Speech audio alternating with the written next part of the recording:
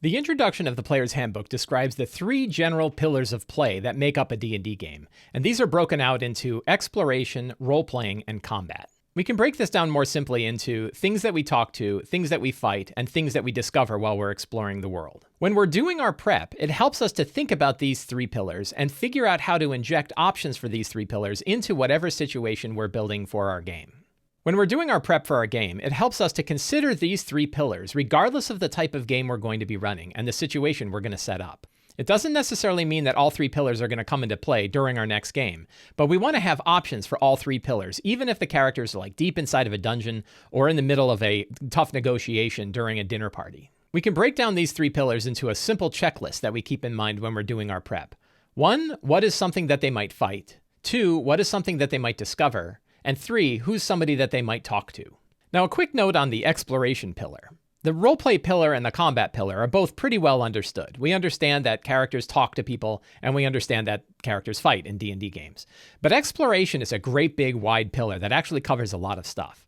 I like to break this down, though, into an idea of discovery. What are the things that the characters can discover during their game? Whether they're in a dungeon looking at old mosaics on a wall or studying pieces of art in a manor during a dinner party, they're going to figure things out. They're going to learn stuff. And that, to me, is the key of the exploration pillar, learning things.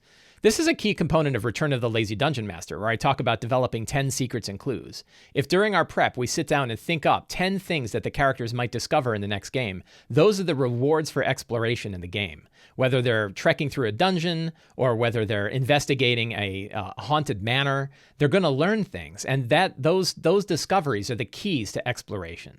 Now, it's important to note that we're not setting up particular scenes around these pillars. We don't have a roleplay scene, a combat scene, and an exploration scene.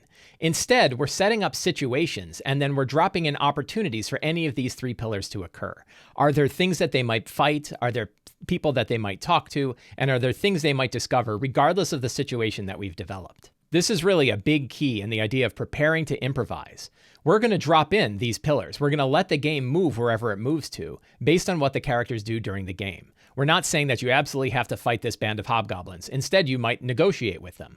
We're not going to say that you absolutely are going to have to talk to these people. Instead, you might decide to just attack them. And likewise, exploration, we can drip that in everywhere. They can learn it during other scenes. Whether they're in the middle of a roleplay scene or in the middle of a fight, they can still discover things. That exploration pillar is always there. Some situations don't feel like they would support all three pillars of play.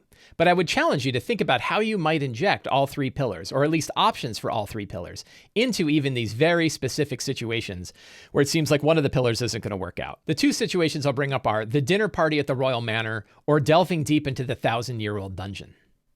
Now, in the former case, the noble's manor, perhaps the characters have been invited to a dinner party at a noble's manor, and we expect that it's going to be very heavy on role-playing. We don't actually need to spend too much time thinking about how to inject role-playing in this, because we have a bunch of NPCs that the characters are going to talk to, and we know that they're going to engage in a lot of role-playing.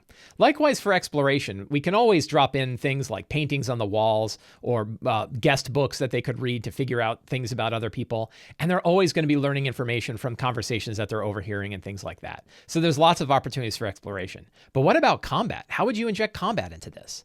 So there's a few different ways we might think about it. One, a bunch of mercenaries might attack the noble compound while the characters are there, and the characters suddenly have to defend the nobles from these mercenaries. Two, it could turn out that the owners of the manor have a secret dungeon underneath that's filled with all kinds of constructs to help defend against their weird occult stuff that they keep in the basement. 3, there could be some kind of assassination attempt or an ambush that occurs by people that are actually at the manor, and the characters have to defend against it. 4, monsters might break out of the host's monstrous menagerie and start attacking guests, and now the characters face off against these monsters that the noble had been keeping in cages nearby. So these are just a few ways we might drop combat into a dinner party at a noble's manor. But what about delving deep into the 1,000-year dungeon? Obviously, we don't have too much trouble thinking up ways to engage in combat there. It's filled with skeletons and zombies and liches and other things like that. But what about role-playing? Where are we going to fit that in there? Nobody can exist down there. The dungeon has been sealed up for 1,000 years. There's nobody down there to talk to. Well, this is probably a little bit easier than the dinner party, because we can certainly think of like confused ghosts that the characters might meet, or adventurers who got trapped down there, or intelligent magic items, or even artifacts that are inside the dungeon that talk to the characters. Maybe this lair, back when it was a temple, has an illusory guide who actually guided travelers through the temple to explain what was going on, and actually could interact with the characters. Well, that guide could still be around even 1,000 years later, and maybe it's been trapped and waiting a long time to tell people about the temple that it loves so dearly. So these are a few ways we can add things like combat into a dinner party, or add role-playing into the depths of a dungeon. The key is, when we're thinking about any given situation that we're setting up in our D&D game, we can look at this checklist and say what opportunities exist for role-playing, what opportunities exist for combat, and what secrets and clues might the characters discover as part of exploration while they're engaging in this area. I hope you enjoyed this video. If you did, you can subscribe to the Sly Flourish newsletter. You can support me directly on Patreon. You can pick up any of my books, or you can subscribe to my videos right here on YouTube. Thank you very much and have a great day.